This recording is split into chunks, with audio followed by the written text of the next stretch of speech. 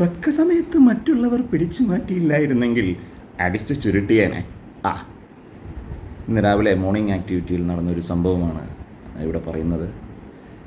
Big boss കൊടുത്ത morning activity എന്തായിരുന്നു എന്ന് വെച്ചാൽ, ഇപ്പോൾ ഓരോരുത്തർക്കും ഓരോ പൊസിഷൻ അവരവരുടേതായിട്ടുണ്ട്. അതിൽ നിങ്ങൾക്കിഷ്ടപ്പെടാത്തത്, അല്ലെങ്കിൽ നിങ്ങൾ ഇന്ന ആളുടെ പൊസിഷനിൽ വന്നാൽ നിങ്ങൾക്ക് ഇഷ്ടമില്ല, എനിക്ക് ആ പൊസിഷൻ ആവശ്യമില്ല എന്നുദ്ദേശിക്കുന്ന ഒരാളുടെ പേര് പറയുക. എന്തുകൊണ്ട് അങ്ങനെ പറഞ്ഞു, അതിൻ്റെ കാരണവും വ്യക്തമാക്കുക. ഇതായിരുന്നു ഇന്ന് ബിഗ് ബോസിൽ കൊടുത്ത മോർണിംഗ് ടാസ്ക്. ഓരോരുത്തർ വന്നു, മറ്റുള്ളവരുടെ പേര് പറഞ്ഞു, കാരണങ്ങൾ പറഞ്ഞു.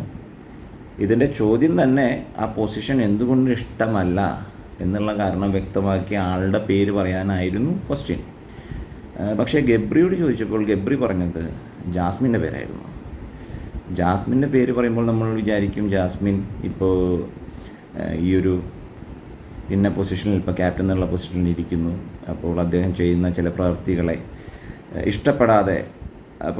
ഇഷ്ടപ്പെടാത്തതുകൊണ്ട് ഞാൻ ആ പൊസിഷനിൽ വരാൻ ആഗ്രഹിക്കുന്നില്ല എന്നാണല്ലോ സ്വാഭാവികമായിട്ടൊരു മീനിങ് നമുക്ക് തോന്നുക. പക്ഷേ ഗബ്രി പറഞ്ഞ വാക്കുകൾ എന്താണെന്ന് വെച്ച് കഴിഞ്ഞാൽ, ജാസ്മിൻ വളരെ എല്ലാവരോടും നല്ല രീതിയിൽ പെരുമാറുന്നൊരു വ്യക്തിയാണ്. അവർക്ക് ആരോടും അധിക സമയം തല്ലൂടിയിരിക്കാൻ പറ്റില്ല. ഗെയിമിൻ്റെ ഭാഗമായിട്ട് കാര്യങ്ങൾ വരുമ്പോൾ അവർ സംസാരിക്കും, ചിലപ്പോൾ വാഗ്വാദങ്ങളിൽ ഏർപ്പെടും. അതിലുപരി അവരുടെ പ്രായത്തിനെ നമ്മൾ കണക്കിലെടുക്കണം.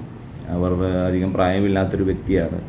അതുകൊണ്ട് ആ സമയത്ത് അപക്വമായിട്ട് ചിലപ്പോൾ പെരുമാറുകയും അതിനുശേഷം പെട്ടെന്ന് തന്നെ അവർ തിരിച്ച് വാഗ്വാദത്തിൽ ഏർപ്പെട്ട വ്യക്തിയുമായിട്ട് സൗഹൃദം സ്ഥാപിക്കാൻ ശ്രമിക്കുന്ന നല്ല വ്യക്തിത്വത്തിന് ഉടമയാണ് ആ വ്യക്തി. അതുകൊണ്ട് ആ സ്വഭാവം എനിക്ക് ഒരിക്കലും കിട്ടില്ല. ഗബ്രി സ്വയം മോശക്കാരനായിക്കൊണ്ട് ജാസ്മിനെ പൊക്കി വയ്ക്കുകയാണ് അതിലുണ്ടായത്.